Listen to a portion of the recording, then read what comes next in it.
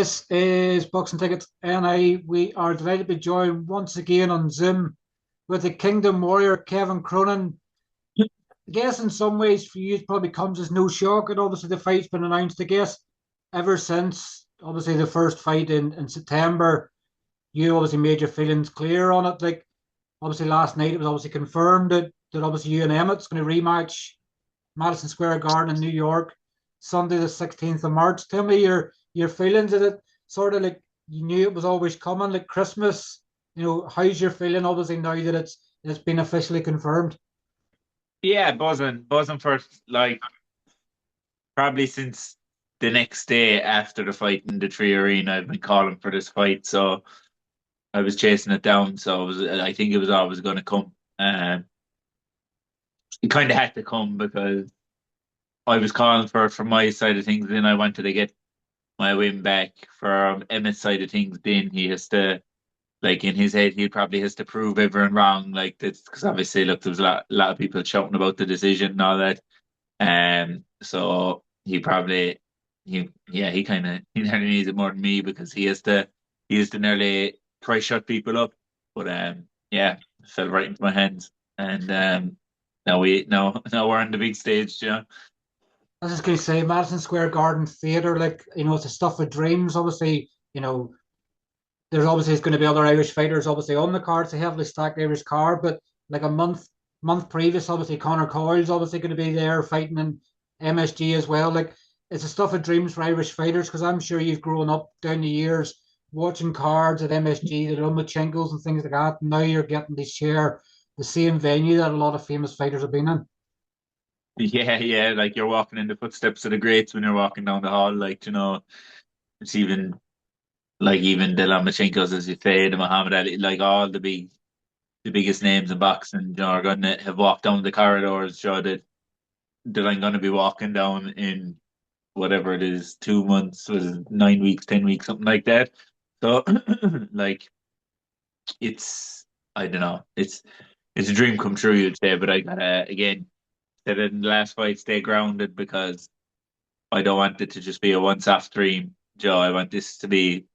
I want to secure my spot here, like and keep making the nights bigger, John. Make sure I'm going back to Madison Square Garden again. Make sure they're taking me to Vegas. Make sure, impress the right people on the night, and that's what it's all about, And I've never been more confident going into a fight, So yeah, I'm happy. Look, we've 9 tough weeks of camp ahead of us, so I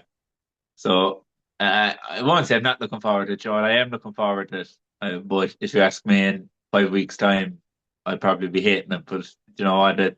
That's really that's what the journey is the camps and everything like that. They're the best part of it all.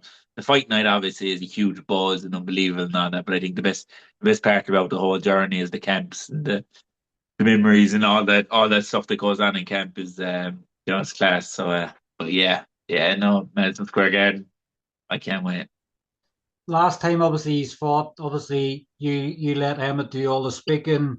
Is there anything going to change for you this time around? Like, obviously, you let him have all the say the last time around, and you were letting your performance show in the ring. Like, is there anything going to change in that side of things this time? As you can let him do all the talking, or are you going to be the one that's going to be, probably doing all the talking this time, and obviously him in the sort of shadows? Like, do you have any idea as to what way that's going to work out for you?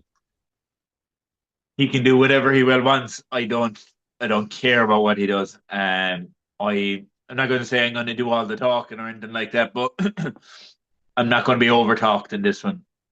As in the last one, maybe he'd be saying stuff, and I was just like when we were in the interview together, John. He was saying stuff, and I was just sitting back, let him do it.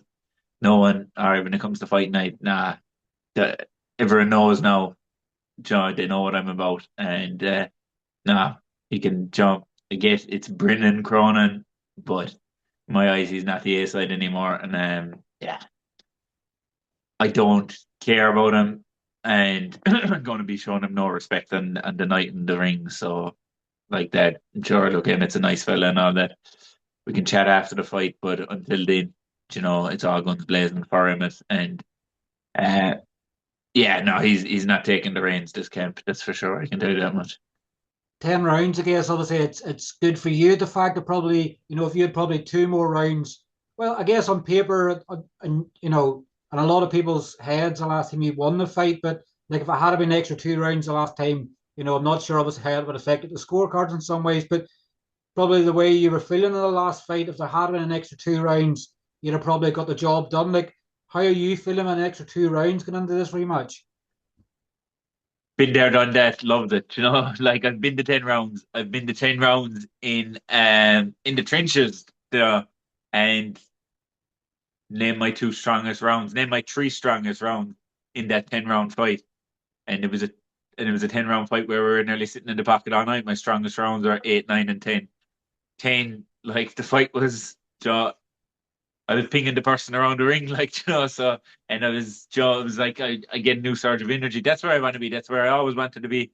I told you prior to the last fight we wanted 10 rounds, and it got knocked back from us. We thought it was 10 rounds, but you know what? We have the 10 rounds now.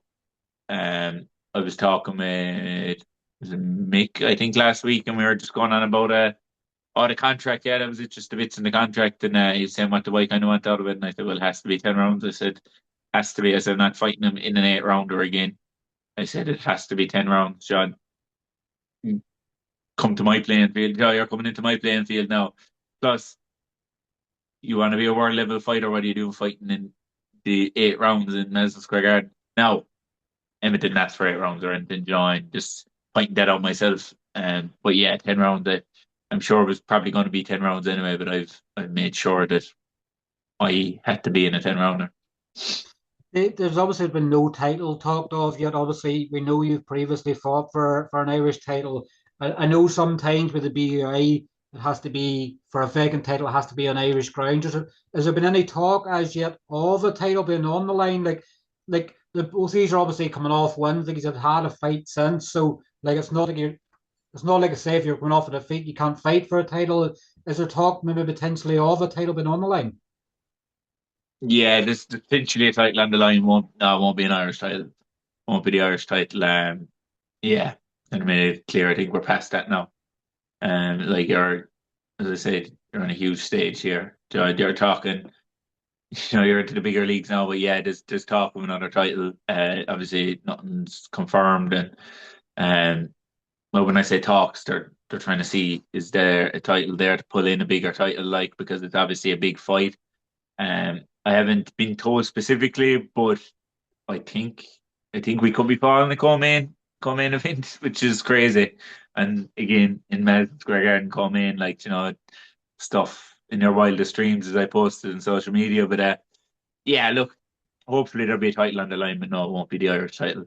I probably Um, imagine in some ways maybe the winner will be top 15 ranked in the world with one of the governing bodies maybe somewhere as well. Don't want you getting in any trouble, obviously saying anything, but that's probably maybe the next one down the line from that if it's not the Irish title, maybe a 10 round fight for an international title at some stage. yeah, look, I'm obviously biting my tongue on certain things to say when you ask the question there, but yeah, it won't be the Irish title. I guess in some ways we were saying, where you believe that it's co-main event, like you wouldn't even care if you were starting off the card. You're fighting an MSG, the Mhm. mecca of boxing. Like, Katie Taylor obviously fought in the bigger venue. When they're obviously, I know he's in the theatre. Katie fought in the bigger venue as well. So like, you know, they think of that and they sort of like, you wouldn't care if you were opening the card on a 10 rounder. Yeah, like I think when I was first told the whole Madison Square Garden thing, it was class. It was like, we obviously know what a while this is on now. But it was class. It was big buzz. Again, it's still a buzz when you say you're fighting Joe in MSG, but now it's all eyes on Emmett again, and taking the fight away from him. That's kind of the big thing for me now. And again, after the fight, I can have that big burst of excitement of how I fought in MSG. But yeah, it's just all about preparations from here on out, and it's all about the fight. And again, like that, and I think I might have said it to you after the last fight, that I got out of the ring, and or not got out of the ring after the fight. I was kind of half disgusted in myself. I was like, oh, geez, I didn't even perform, to anywhere near my abilities. But then at the same time, when I was getting back to the car, and I was like, yeah, but more than enough done. And then whatever happened happened. So now look, it's been proven. it's been proven in all my fights so far. The bigger stage I've been put on, the the more superior performance I put in, and yeah, you're gonna see something pretty class on March 16th.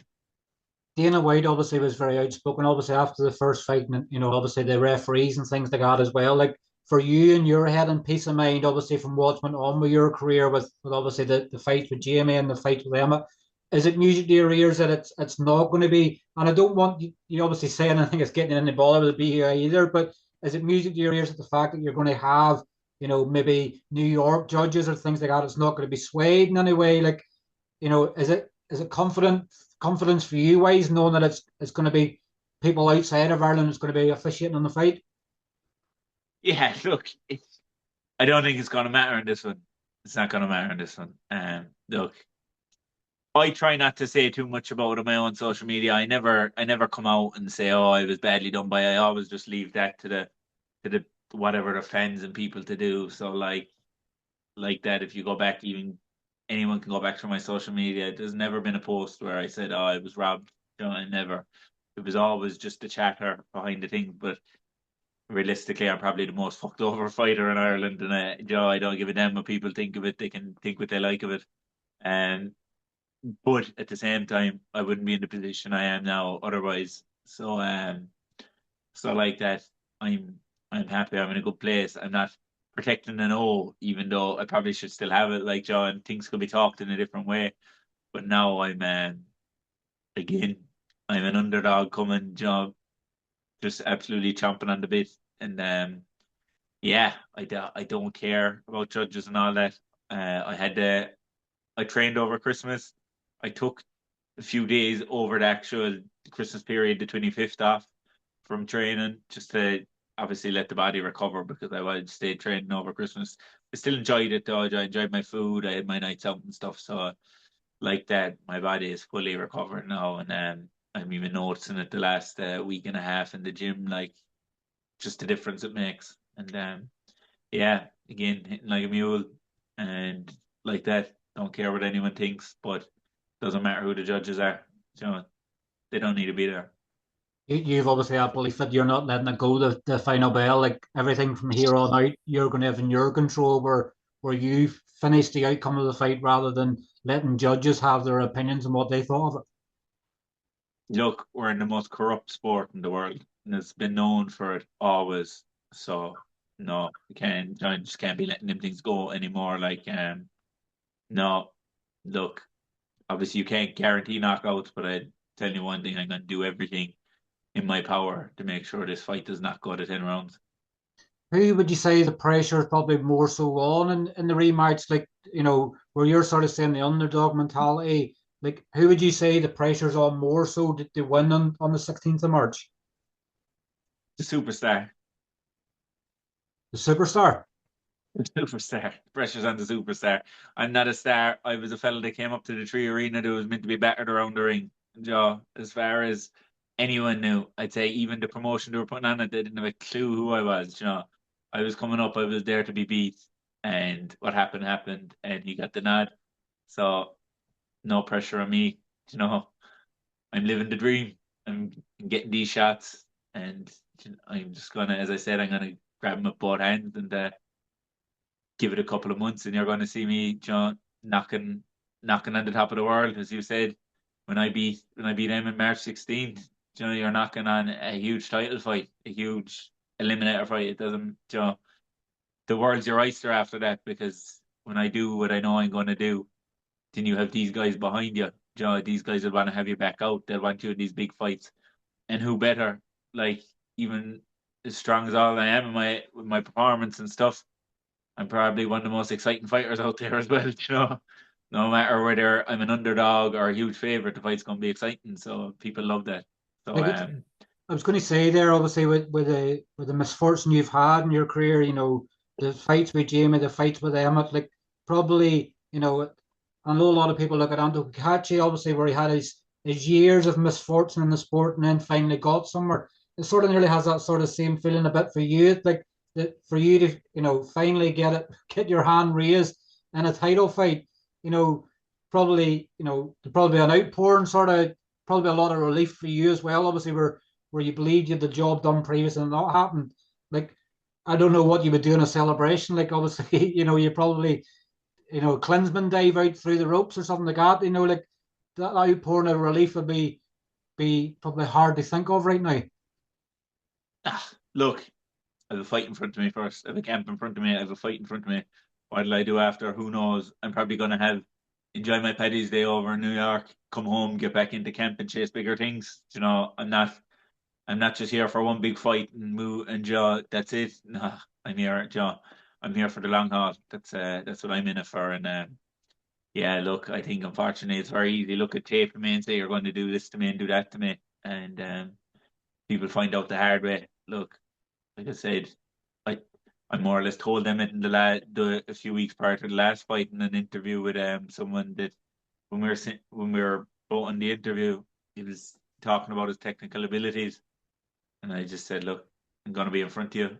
My nose can be on the other side of my face, and I'm going to still keep coming at you. And I think he thought that was music to his ears. He thought I was talking because his reply was again about his technical abilities, but I done what I told him I'd do. It didn't matter. I was bleeding. My face was a bit battered. I was still coming and I was still putting it on him and I was still taking these technical abilities away from him. So I'm just going to do that plus a hell of a lot more in Madison Square Garden. And yeah, yeah, we'll see who the technical fighter is in Madison Square Garden. It's a heavily stacked Irish card, obviously, for Paddy's weekend. Obviously, Callum Walsh headline against, obviously, a Scottish fighter in Dean Sutherland. There's yourself and Emmet. Feargal McCrory is obviously on the card. He's a huge ticket seller in Madison Square Garden. Thomas Carty's in the card again. And obviously, another Irish fighter in donagh, Keary, making his professional debut. So it's really effectively an Irish card on American soil. Like, you're probably not going to feel you in some ways. You're going to feel like you're in New York.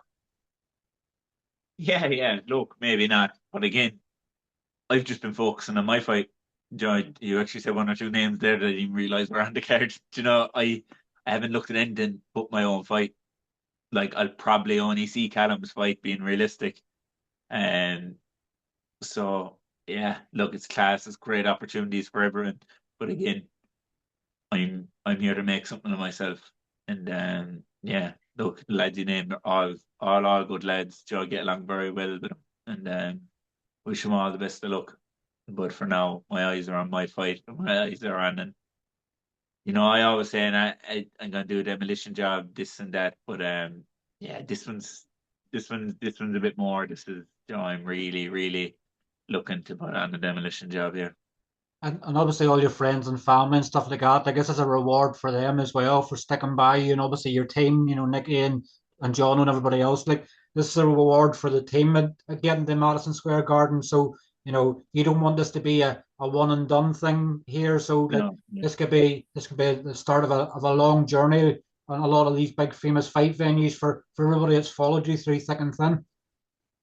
Yeah, yeah. Look, it's fast for all the lads to be able to go over and see it, the fans and stuff. But as I say, this is only the beginning of it. They're gonna have a lot of nights like this, John. Are gonna see a lot of places around the world, a lot of the biggest venues. People probably laughed at me about 3 or 4 years ago when I was saying I was going to do this, this, and this. But no one's laughing anymore. They're all watching it happen in front of their eyes. You obviously have these people on social media, the trolls and stuff. They like to say stuff, but you know, they're all just going to be biting their tongue now again. They'll have to think of something else to say. But that's the world we're in, isn't it, with social media and stuff. It's unfortunate, but it is the way it is. Um, but yeah, as I said, I was actually when you started saying that, I was going to pull you up in it, but you kind of went another route. With it. I was going to say that I don't look at this as a reward. Like, this is just us getting going. We've talked about these types of nights in the gym, when we're doing the work in the gym, and me and Johnny and the lads, we always knew these nights were going to come. We know what I can do, and we know I haven't even shot a fraction of it yet. Like, I don't know which fight was my best performance. Maybe the last one against Emmett, but like that, it isn't even a percentage of what I can do. And if they think that was me at full throttle, then they have another thing coming. But again, at the end of the day, I don't really care what they think either, John. And going in there, and I'm really looking to bash him, just get him out of there. I couldn't care if it's a one punch job or it's a 10 round bash, and I'm getting him out of there. I want to obviously just take your thoughts away from the fight a moment. Obviously, I think you shared a post the other week. you still have intentions of moving down in weight? Like you still believe you can maybe potentially make middleweight? Is that correct? Look, we'll see how Madison Square Garden goes first, but I've never had an issue making any weights. Again, like that, when we made 168 for the Tree Arena, I was sitting on a chair inside where the official weigh-ins were going to be for the bones of an hour and a half, while Emmett was attempting to make weight. So, like, I have no issues with making weight. I was happy. You know, I had a dinner the night before the weigh-ins, and that was to make 168. And again, it gives people think I'm crazy because how tall I am, how I look at the weight. I pissed that weight, absolutely pissed it. And since my nutritionist came on board, John at Target Nutrition, he's just made it easier again. You know, I'm making weight very, very easy. And yes, there could be a dip. I definitely dip my toes in the water down to 160, but we have to see how we do that weight obviously first. So don't be expecting me to jump in against the European or world champion at 160 in my first fight. But then again, if I'm offered it, I'd probably take it. But like that, yeah. Look, next one's 168. I'm not even looking at the 160 thing yet. That was more of just kind of putting out there, letting people know that I am thinking of thinking ahead, thinking of things I'm gonna do afterwards. But again, now the camp started, all that's out the window. It's all about making 168, even though it's not about making 168 really, because I make weight so easy. Camps aren't about weight anymore. It's all about the tactics, getting things right, and yeah, just keep showing them that I'm going to be the boogeyman in the division. Like, So you're saying there that obviously on the weigh-in day the last time, obviously Emma had struggles with weight. Like, do you have that worry that you could have a struggle with weight again in America for the rematch? Like, obviously he made the weight the last time, but from what you're saying, it took him quite a while to make the weight. So do you have that worry going into camp? But obviously in America you're maybe going to have the same scenario again where he's sort of struggling to make 168. as I said, I couldn't give a shit. That's his problem, not mine. Um, I don't know. Did he struggle to make it, or was he just trying to drag it out with me being in the thing below? I don't know. I don't care. I made the weight. He ended up making the weight, which meant the fight happened for the title. Will he struggle with the weight? I don't know. I don't care. Will he make it easy? I don't know. I don't care. So I'm gonna make it easy and I'm gonna bash him and that's it. And again, I'm not trying to sound like a dick saying all these things, but I'm taking a different approach in this one. I have to physically even I'm taking a different approach in this the way I'm training and stuff. And yeah, he's just got to be this guy in front of me that I do not want to see the final bell because unfortunately I trust no one in this game anymore. Okay. Well, look, obviously, we'll leave it there. I guess, obviously, we've got half an hour of sort of continuity, and I don't want to sort of annoy you where you're giving me grief afterwards. But look, great day, obviously, to finally see, the fight's being made just over 2 months away. Obviously, the rematch with obviously Emmet Brennan with a to be confirmed title on the line. Obviously, we hope the next 2 months flies in for you. I guess every day of camp's going to be a dream because you're getting a step closer to Madison Square Garden. But thanks for jumping on. Thanks for giving us your sort of immediate response to sort of the news. We hope camp goes well, and we can't wait to see the rematch with you and Emmett on Sunday, the 16th of March. Brilliant. Thanks for having me, Steve. Can't Cheers, wait. Kevin. Take care. Cheers. Appreciate it. Thanks. Bye bye. Bye bye. Bye.